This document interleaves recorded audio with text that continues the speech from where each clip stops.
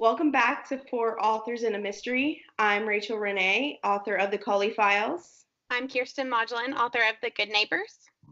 I'm Emerald O'Brien, author of the Knox and Shepherd mystery series. I'm Loren Lee, author of When Houses Burn. The four of us thought it would be fun to drum up a list of our all-time favorite mystery, thriller, and suspense movies. So originally when we were all talking about some of our favorite movies, the list got pretty long.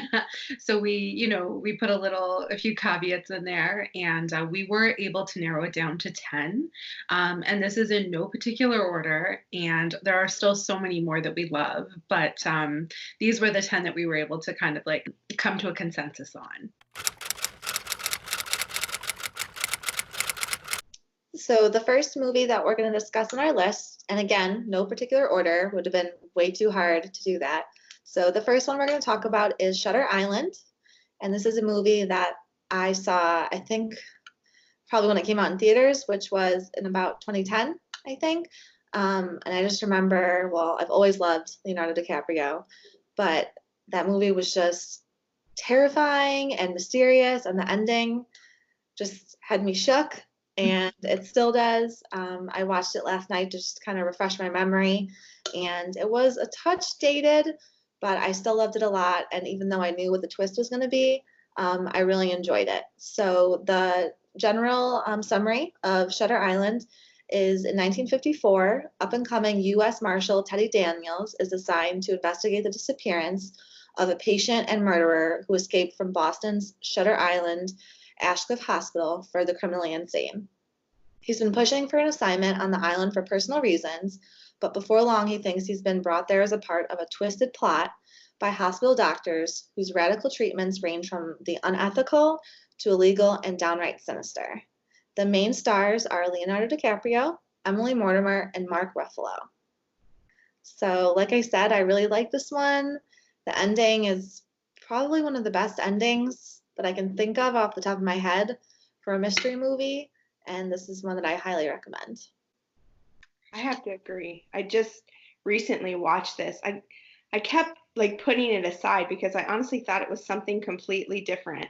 And then the ladies were telling me, you have to watch it, you have to watch it. So probably about a month ago, I got it and I watched it, and I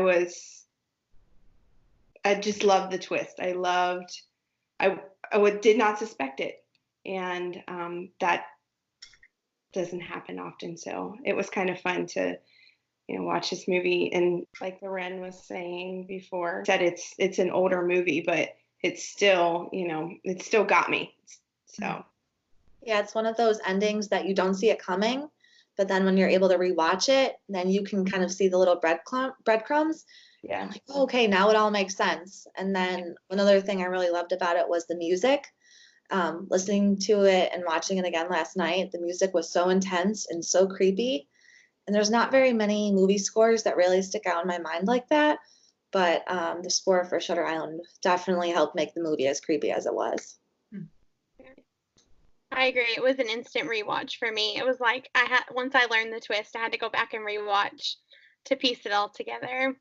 So for this movie, when we were discussing it, the first thing that came to my mind was Mark Ruffalo, because I love him. I love him so much. So when I was looking it up, I found out that it was like the fourth movie that Leonardo DiCaprio and Martin Scorsese had worked on together. And so it's like, as Loren was saying, it is the kind of movie where after you watch it for the first time and you completely understand what's going on, when you watch it a second time, it takes on a whole new meaning. Like she was saying, you see like all the little hints and clues, going on about what's really happening. And I definitely highly recommend it. It is based on the book by Dennis Lehane. Yeah. So I just wanted to mention that. So that author also wrote Mystic River and Gone Baby Gone. But I like that we all voted for Shutter Island, because I think that's one of the only ones we all voted for. Oh yeah, someone should say that. Yeah, I think so because that's seriously one of the best twists, like somebody else said earlier, that I've ever seen, and it like totally, like nobody, I didn't expect it at all. So I thought that was pretty cool that we all agreed on that one. And I guess if we were actually putting them in order, it would have been the number one. So the next movie on our list is Lincoln Lawyer. This is one that I think the majority of us voted for. For me, it's another one like Shutter Island that the twist at the end just made it. There was no way it wasn't going to be on my list of favorites. I just love Matthew McConaughey and everything that he's in, but I think that this whole story, it was a good story all throughout, and then the twist at the end just, I mean, that sealed the deal for me. It was an amazing story. So just a little background about it if you haven't seen it. Mick Haller is a defense lawyer who works out of his Lincoln. When a wealthy realtor is accused of assaulting a prostitute, Haller is asked to defend him. The man claims that the woman is trying to get some money out of him. But when Haller looks at the evidence against him, he learns that the case might be linked to an old case of his, and his client might be guilty of more than one crime.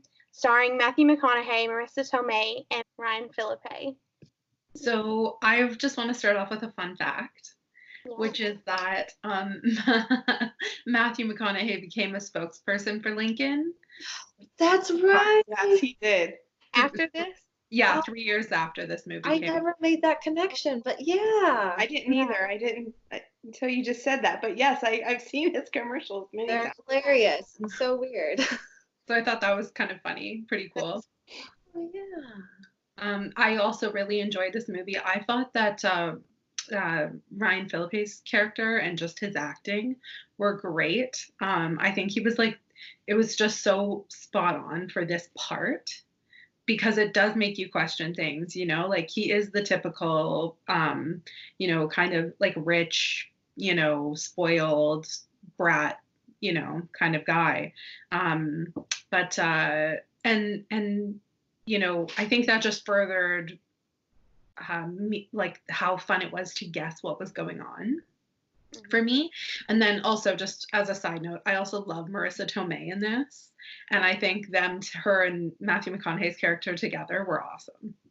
I agree. This is one that I think I watched shortly after it came out, so it's been a little while. I mean, I've seen it. I know it's good, and I love Matthew McConaughey. I loved that he worked out of his car. He does so well with the like sarcastic, couldn't care less roles. I feel like that's almost every character that he plays. That's his like, I don't know, typecast, I guess. And he played that so well in this movie. I actually listened to the audiobook first, and then I'm the kind of person that when I read a book or listen to a book and there's a movie, I have to watch it right away. I don't know why, but I remember listening to the book and watching the movie right away. And even though the movie was just a little older, I really felt like the book came to life and like I was actually still reading it in a way because I still had that same feeling. You know, the actors really brought the story to life. So this was another one that I really enjoyed too. Next on our list was the movie Seven. It had been a while since I watched this one as well, so I rewatched it last night, and I can't believe that I totally forgot the ending of that movie. Mm-hmm. And rewatching it again, and it came to me as it was happening, and I was just floored. I mean, the emotion, I'm not going to say what it is because I don't want to give it away, but the ending will shock you if you've never seen it, I think. But the premise is two homicide detectives are on a desperate hunt for a serial killer who justifies his crimes as absolution for the world's ignorance of the seven deadly sins. The movie takes us from the tortured remains of one victim to the next as the sociopath John Doe sermonizes to detectives Somerset and Mills one sin at a time. This movie stars Morgan Freeman, Brad Pitt, and Kevin Spacey, who are all phenomenal actors in everything that they play in. But the three of them together, just that trio, just really made that movie, I think.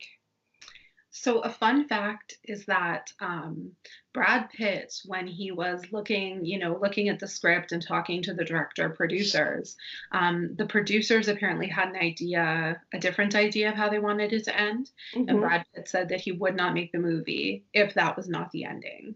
Another fun fact, Gwyneth Paltrow is in this film, and at the time that it was being filmed, Gwyneth and Brad were actually dating.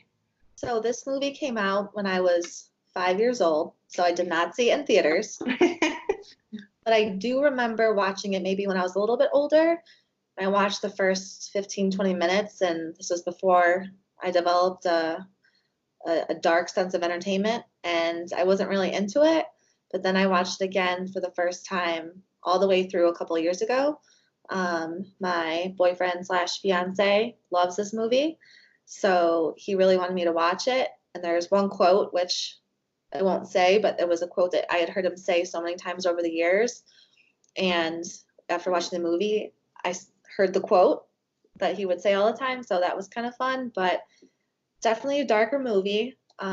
If you are queasy at little things, probably not for you, No. but the ending was really good, and maybe not something I can watch over and over, but definitely can appreciate it for everything that it is. The acting, the writing, directing, everything was really great and nice and dark, which I was able to enjoy as an adult and not a kid. So the number 4 movie on our list is Gone Girl. And if you have watched previous episodes of ours, you will know that we had a whole Gillian Flynn episode, and we did discuss Gone Girl the movie a little bit. But yeah, we'll still just touch on it in this video. On the occasion of his 5th wedding anniversary, Nick Dunn reports that his wife Amy has gone missing. Under pressure from the police and a growing media frenzy, Nick's portrait of a blissful union begins to crumble. Soon his lies, deceits, and strange behavior have everyone asking the same dark question: did Nick Dunn kill his wife? Starring Ben Affleck, Rosamund Pike, and Neil Patrick Harris. So I just wanted to say a big point of this when I was doing research was that it grossed over 167 million, and making it at the time like among the most successful, mystery thriller book adaptations in film. So I thought that was really awesome. I also found out that so Reese Witherspoon bought the movie rights, and initially she thought that she would play the role of Amy. And then after talking to David Fincher, the director, she realized that it was kind of darker and he was taking it in a different path that she didn't feel that was right for her. So yeah, that ended up not being her, but I thought that was interesting. Yeah. And I also just wanted to say that so it's directed by David Fincher, and so was Seven, which we also mentioned. So he's in for 2 of ours. I am like totally on board with this cast. Like, I think that they could not have done a better job of casting this movie. I am like a super fan of Neil Patrick Harris. I love everything he does. I love Ben Affleck. I'm just a huge fan. I think that they did so well with the casting of it, and it's to this day one of my favorite movies. And it's been years since I saw it for the first time, but it's excellently done. The filmmaking and the writing and just every bit of it. I don't think they could have done any better. It was one of those movies, like book to movie adaptations, that they did really well. I might have mentioned this in our whole episode about Gillian Flynn, but I remember watching the movie in the theater, and I was with some people that didn't know the big twist, and I knew it. So half the enjoyment was like looking over to see like what their reaction would be when the big twist was revealed. So that was really entertaining and fun to see, and just overall a really good movie.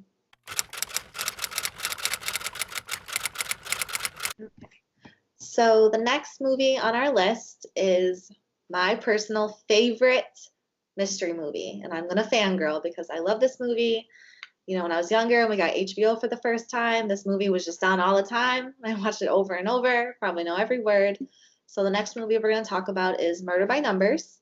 And the premise of this is it's a psychological suspense thriller that tells the story of a tenacious, seasoned homicide detective, Cassie Mayweather, and her new partner, Sam Kennedy, who become pitted against two brilliant young men who believe they've executed the perfect murder in an ingenious battle of wits as they try to solve a murder case.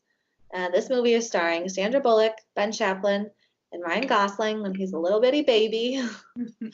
And I just love this movie, and just the acting was great. That's when I first, I think, saw Ryan Gosling, and of course, fell in love with him right away. And I just really loved being able to see into the mind of a killer. If you haven't noticed, that's kind of one of my big themes, is being able to connect with someone who just has dark thoughts, commits dark actions. So to be able to kind of see both sides, the detectives chasing the killers and then see the killers trying to deceive the detectives, was a really cool aspect that we don't see a lot of times. So I definitely recommend this one. I can't wait to watch it again. And it's one of my favorites. Yeah, just talking about it when you said it was your favorite. It's not that I'd forgotten about it, but it has just been so long. And when I was watching it, I'm pretty sure I was a teenager or like early adult, but I'm pretty sure a teenager when I watched it. And I did think that it was so cool that some of the characters were like around my age. So it was really fun to kind of like watch that, relate to it. I don't know, like when you're a teenager, it's cool to have like those characters kind of like reflected back to you. And I don't know, I guess I was more interested in that at the time. And then obviously I love Sandra Bullock. I say obviously as if people would know that, but my thing is, who doesn't love Sandra Bullock? So yeah. I call her Sandy, whatever. Your besties. I love her. But yeah, I love this movie as well. Oh, fun fact. I'll just do the fun fact. Yes. Okay. So the title of the movie is Murder by Numbers. And there's also a song by that same title by Sting and Andy Summers, performed by the Police. And it is about planning the perfect murder.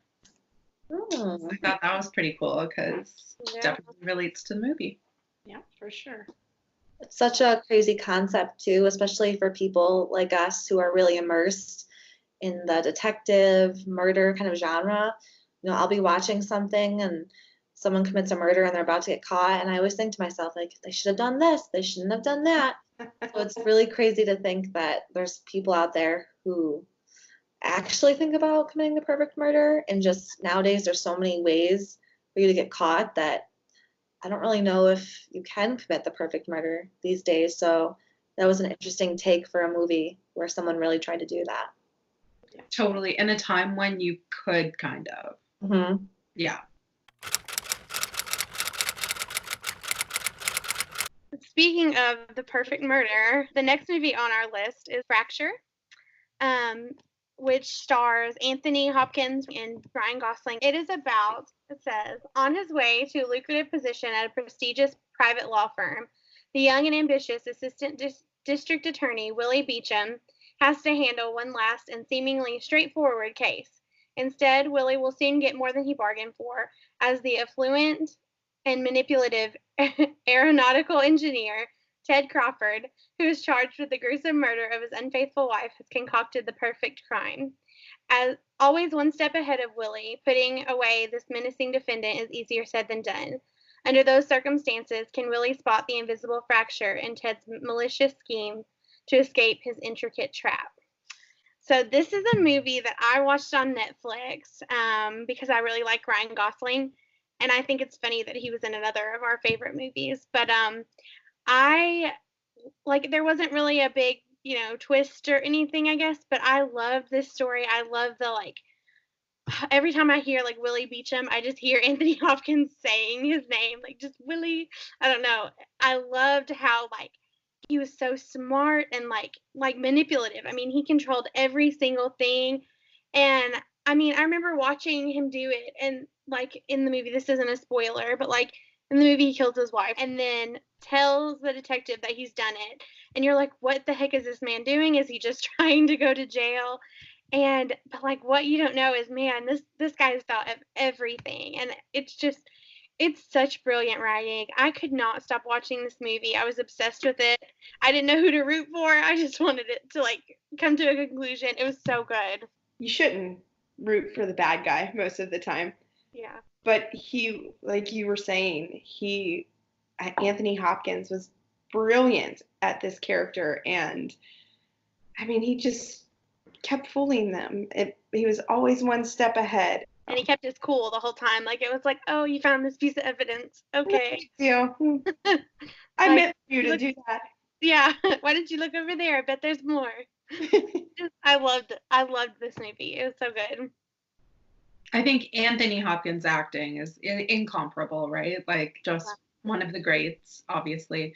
Yeah, he was my favorite part of it because yeah, it's a cat and mouse game. You don't know who to root for. Like you said, I felt the same way. And very, very layered and complex. And I felt like this was the movie probably on our list that I had to work the hardest to keep track of, like keep on top of, not in a bad way, but in just it was more complex and more layered, and I really enjoyed that. And because he was such an intelligent character, yeah, I think it kept my attention because I was trying to keep up, trying to figure it out. So the next movie on our list is The Sixth Sense, and this was the movie that I really wanted to have on our list. The premise is a child psychologist receives an award on the same night that he is visited by a very unhappy ex-patient. After this encounter, Crow takes on the task of curing a young boy with the same ills as this ex-patient that he used to have. This boy sees dead people. So Crow spends a lot of time with the boy, and much to the dismay of his wife and Cole, which is the little boy's name. His mom is at her wit's end with what to do about him and all these dead people that he's seen and what's going on with that. So this psychologist is this boy's only hope, and it stars Bruce Willis, Donnie Wahlberg, Haley Joel Osment, and Toni Collette. When it first came out, it was, at the time, the only movie like it that I had seen. And it was another one of those that just had a crazy twist ending, and I was just completely shocked. And it was another one of those things, like when I went back and watched it again, like you see all the signs, all the little breadcrumbs, and you're like, how did I miss that the first time? But it's always fun, to realize that, to get to those endings, to be shocked, and you never get to go back and actually do that again to get that same thrill, that same feeling. So true. Man. Yeah. You fooled me. Man, that was really good. So that's what I really enjoyed about it. M. Night Shyamalan is maybe my favorite director. And he is famous for his twists, right? Mm-hmm. And I seriously, even back so I started publishing in 2014, and I started writing the first book I wrote in 2013. The first book that I wrote that I published. And he was actually an inspiration for me to start writing. And it was part of my whole thing of, I was tired of really played out plots that I could predict in mysteries. And he was just someone who shook it up. You know what I mean? Like his twists, you didn't see them coming. It's his signature. It's just what he's known for. So I love his style of movie so much. And I didn't even know that he had directed it when I watched this. Like I didn't know who he was at that point. But he quickly became, one of my, if not my favorite director. But I have like a couple of favorites, I guess. But and so I just wanted to also say, this movie at that time grossed $293 million. So it was a huge, because I commented on what Gone Girl was, and this is more back then, so definitely huge. And I will also just say I love Toni Collette so Mhm. much. I think she's so talented. So another actor that I love now that I didn't really know back then. So there was a lot of great stuff in this movie. Yeah, so for me, The Sixth Sense was one of the first like horror movies I'd ever watched. I watched it way too young. I was like 10. And I'm still to this day not a fan of ghost movies, and I think it's because of this. Mhm. I love the ending. I love the twist. It's one of the greatest twists in history, as far as I'm concerned. But I like could not watch it as a grown woman. Like I still can't watch this movie. It just freaks me out too much. It takes me back to being a kid and watching it and just being so scared of it. But yeah, I think that Bruce Willis can do no wrong. I think he's one of my favorite actors. And it's an epic twist, and it was a really great story. But yeah, a little too scary for a 10-year-old. 10-year-old me anyway. I also saw it a little bit after it came out, so I was also very young, and it scared the beep out of me so badly. I was terrified of it. And I did watch it a couple times as an adult, and then watching it as an adult, it's still scary, but it's not as scary as when you're a little kid and everything looks so real. Yeah. So I was able to get a better appreciation for it, not being so scared and just paying attention more to the story itself. And kind of like Shutter Island, that twist you never see coming, but then watching it again, you're able to see the little breadcrumbs. So I think that's a really good sign of great acting, great storytelling, directing, that you'll never see it coming, which I think is rare these days. Yeah. I would like to point out to our viewers and our listeners that Loren does not scare super easily, or like she doesn't get like grossed out very easy, scared very easy. Things aren't rarely too dark for her. So her saying this, that's something. Yeah. So the next movie on our list is my personal favorite mystery thriller and suspense movie.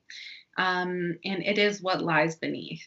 And so the premise is a university research scientist is growing more and more concerned about his wife, a retired concert cellist who a year ago was involved in a serious auto accident and who has just sent off her daughter, husband, stepdaughter, to college. Now Claire, the wife, reports hearing voices and witnessing eerie occurrences in and around their Lakeside, Vermont home, including seeing the face of a young woman reflected in the water, starring Harrison Ford, Michelle Pfeiffer, and Catherine Town. And so I made several notes, but I promise I won't go long on this. So, okay, so this movie is also one of the oldest on our list. It came out in the year 2000. So it was my early high school years when I watched it. And so it was like kind of more of an adult movie. It had more adult themes to it, but it stuck with me for so many reasons. I think the atmosphere of it was something that I thought was really cool and lended itself to this just like haunting vibe, and it was filmed with in mind like a Hitchcock kind of a style. And what kind of came through to me for that was Claire, played by Michelle Pfeiffer, comes off as a very fragile woman, in the sense that her daughter just left for college, and she's like starts seeing and hearing things, and it's kind of like by most people in her life it's written off as like she's just being crazy. And I think that maybe, I kind of related to it in myself or society of, oh, that's just a hysterical woman and she's just, seeing and making up these things. And there were so many things going on. It was that feeling of like, when you see things that the same thing she's seeing and hearing, and you know that it's happening, you feel terrible for her that she is being, disenfranchised and, told that she's like losing it. And everything from what was going on with the neighbors, and that whole mystery, which was awesome, to what was going on in her own house with herself, I just thought was so haunting and well done, and I love the style, and it's just a movie that has like really stuck with me. I think for those reasons, but also like kind of the twist of it was really great too. I saw So a couple scenes when I was younger, and I remember being really scared. And my older cousin was trying to make me watch it. She was kind of a bully, and I like would not watch it because I remember being really scared. So I've yeah, seen it. I started it the other night because it's on Netflix, and I knew we were going to talk about it in this video. And so I watched it until, like, I don't know, I guess midway through probably, and then got freaked out and turned it off. But the part that I saw, like, I actually really did like, and I think Harrison Ford is great. But it was an interesting story, like Emerald said, watching her watch the neighbors and be terrified, and then seeing her call her husband and be so worried, and then he kind of puts it off, and it's not that big of a deal. And I thought it was, what I saw of it was really good. But yeah, I haven't seen the ending to know how it all plays out. I need to finish it in the daytime. Yeah, too. It's kind of it's cool. It's a very much a movie of its time. There's no like real technology going on, and it's very it has a '90s vibe to me, and it came out in 2000, so they filmed it in the '90s, and I just think that there's something really cool to that kind of decade or time for mystery. So the next movie on the list is my must-have, which is The Others, starring Nicole Kidman. A woman named Grace retires with her 2 children to a mansion in Jersey towards the end of the Second World War, where she's waiting for her husband to come back from battle. The children have a disease which means they cannot be touched by direct sunlight without being hurt in some way. They will live alone there with oppressive, strange, and almost religious rules until she needs to hire a group of servants for them. Their arrival will accidentally begin to break the rules with unexpected consequences. So I have said earlier in this video that I'm not really a fan of ghost movies, which is kind of weird because this is my favorite probably of all time. But I watched it as a very, very young child. And I think I watched it probably around the same time that I watched The Sixth Sense. And I think the only difference for me is that there wasn't a lot of gore in the others. It didn't have like a very gory, even though it has a little bit of like a ghost, presence. I don't know, but it didn't have a lot of like gory or scary scenes. They were like jump scares and like things happening. There was only one scene, which is I'm not gonna like spoil it, but the puppet scene really freaked me out. But other than that, it was just a really good story, and like my others on this list had one of the best twists that I've ever seen done. It was a twist that I hadn't really seen in any other movie, and it totally threw me off. I was not expecting it. Nicole Kidman is brilliant. I think she's, just an amazing actress, and I loved it. I loved the idea of these kids that were allergic to light. I'd never seen that. Oh, such a good movie. I remember when I was watching it, I think like you said, it doesn't rely on like jump scares or gore or anything like that. And I think the reason that I loved it and that it held me in suspense was I guess you could call it the cinematography, specifically because light and like darkness, shadow was really played with in it. I think that just the vibe, the ambiance that the cinematography gave was maybe my favorite part of it, other than the twist. So yeah, I definitely remember really enjoying that. Well, this was a movie that like I owned on VHS, then bought on DVD. And like when my friends would come over, I'd be like, "You have to watch this." And like it'd be 11 p.m. and we were like 10 or 11 years old, and we're sitting up watching this. My friends were like, "Why are you doing this to me?" I'm like, "It's so good, just watch it." But That's amazing. it was like, I feel like Emerald about this movie, like with you about almost all the other horror things. Like it didn't scare me, Right. and like it just, I don't know, I guess because I watched it so young, I kind of got numb to it because it didn't scare me as a child. Like it's just one I can watch like alone for a weekend in the woods and it wouldn't bother me. Fun fact, do you know who this movie did scare? No. Nicole Kidman. No. So, What? so much so that she threatened to quit because she was having nightmares from the rehearsals that they were doing and the run-throughs and read-throughs. She was getting nightmares, and she didn't think that she would be able to do this role. So the next movie on our list, it's a newer movie called Get Out. And the premise is Chris and his girlfriend Rose go upstate to visit her parents for the weekend. At first, Chris reads the family's overly accommodating behavior as nervous attempts to deal with their daughter's interracial relationship. But as the weekend progresses, a series of increasingly disturbing to a truth that he never could have imagined. And really, like I could not have imagined it either. Um, it was creepy.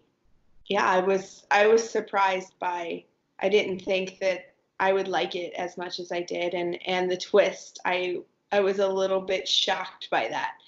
I think it's one of these movies where as it builds, you can see more and more like what could be going on. And then like when it actually like happens and everything is revealed, it is just like very shocking, like Rachel said. I love this movie so much. So a couple of really cool facts about it. So it was written, directed, and produced by Jordan Peele. And he is the first African American writer, producer, and director to make over 100 million on a debut movie. And I think he just like totally hit it out of the park. I did remember some good promo for it, but after this, I think he like totally blew up for the movie Us that followed afterwards. So this could also be considered a horror movie, but I think it does have those like thriller, suspense, mystery aspects to it. And so yeah, a couple of other fun facts about it. So the movie Halloween is my favorite horror movie, and the opening to this movie was kind of a nod to the opening of the Halloween movies.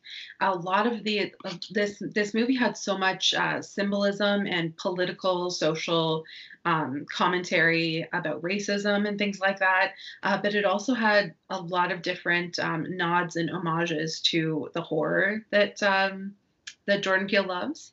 So I really got into that because I'm a big horror fan. And I just love the symbolism behind so much of it. You can kind of like take it as more face value, but there's just so much to read into. A lot of like political and social commentary that I really enjoyed. And even though some things seem so absurd, and like, the ending does get to be so shocking, so absurd. As I said, like the lead up to it are things that like I see in real life that could actually happen. And then it's taking that to that like next level. You know what I mean? So Yeah. I really Here's enjoy the line, it goes up here. Yeah, exactly. And whether that is to be more symbolic or to really reflect, the experiences of African American people, it could be a mixture of both, but I really enjoyed it. I love the symbolism of it. And I love the tension and suspense. And like you said, just kind of like the shocking reveal of what's really going on. So that was our list of our top 10 favorite mystery and suspense thriller movies. Again, not in order, just a group of 10 movies that we all really liked. Did your favorite movie make the list? If not, what movie would you add to your favorites? We'd love to know, so make sure to tell us in a comment or leave a comment on our Facebook page. So as always, if you are enjoying our video series, make sure to like and subscribe to our YouTube channel and like and share any of our Facebook posts, Instagram posts, all that good stuff. And we always appreciate all of our fans. Thank you for watching. A new thing that we're going to be starting in 2020 is to give some shout outs to random YouTube subscribers to our channel. So today we're going to say thank you to Deborah G. Today we are filming on your birthday. We also want to give a shout out to Carla. our #1 fan, and to Serena. Thank you so much for watching, and we'll see you next time. Bye, everyone. Bye. Bye.